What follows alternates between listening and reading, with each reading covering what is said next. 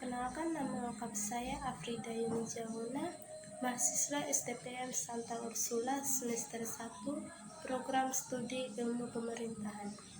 Di sini saya akan menjelaskan tentang arti kepemimpinan dan sifat dasar kepemimpinan pemerintahan di Indonesia. Yang pertama, arti kepemimpinan pemerintahan. Kepemimpinan itu sendiri adalah suatu kepribadian yang mempunyai pengaruh atau seni untuk menciptakan kesesuaian paham atau kesetiaan kesepakatan. Sedangkan pemerintah adalah kekuasaan memerintah sesuatu negara atau badan yang tertinggi yang memerintah suatu negara.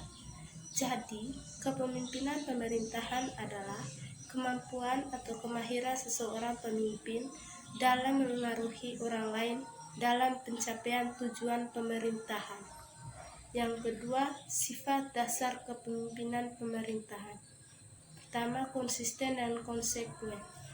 Konsisten adalah sesuatu yang tidak berubah-ubah, selalu berperilaku atau terjadi dalam cara yang sama, terutama hal yang positif. Contohnya, seorang calon pejabat ketika berkampanye, ia berjanji kepada masyarakat apabila ia terpilih, maka ia akan membangun sekolah gratis kepada masyarakat setempat, dan setelah beberapa bulan ia terpilih menjadi kepala daerah. Pejabat tersebut konsisten terhadap janjinya dan membangun sebuah sekolah dengan sarana dan prasarana yang lengkap. Konsekuen adalah sesuai dengan apa yang telah dilakukan atau diperbuat. Arti lainnya, konsekuen adalah berwatak teguh, tidak menyimpan dari apa yang sudah diputuskan. Yang kedua, mengayomi. Mengayomi adalah sebuah tindakan yang dilakukan seseorang kepada orang lain atau suatu kelompok dengan tujuan melindungi, melayani, mendampingi, serta memberikan arahan untuk menuju hidup yang lebih baik. Contohnya, membantu rakyat miskin dengan cara mendata uang penduduk miskin dan memberikan hak-hak sesuai yang harus diberikan tanpa adanya rasa KKN yang dapat merugikan masyarakat. Yang ketiga, adil. Adil merupakan sikap dan perbuatan yang tidak berat sebelah, tidak memilih, serta memberikan sesuatu kepada orang lain yang menjadi haknya. Contohnya, dalam lingkungan pekerjaan, para atasan memperlakukan pegawainya dengan baik dan memberikan jaminan atas haknya di tempat kerja. Yang keempat, bijaksana. Bijaksana adalah sikap seseorang yang selalu bertindak berdasarkan akal sehat dan logis sehingga dapat bersikap tepat dalam menghadapi setiap keadaan dan peristiwa.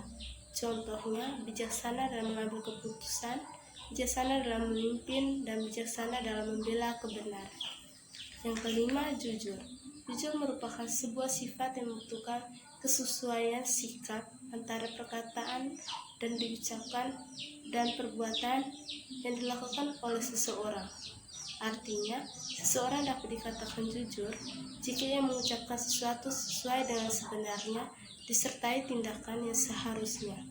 Contohnya, sikap jujur bisa dalam bentuk mematuhi rambu lalu lintas di jalan dan menyapa petugas kepolisian saat sedang meneliti langkah kelalaian diri sendiri, memberi informasi yang sebenar-benarnya saat orang bertanya. Yang keenam, komunikatif. Komunikatif artinya sebagai sesuatu tindakan yang memperlihatkan rasa senang berbicara, bergaul, dan bekerja sama dengan orang lain.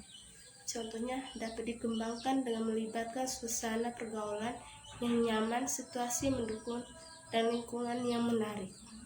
Itu saja penjelasan dari saya. Sekian dan terima kasih.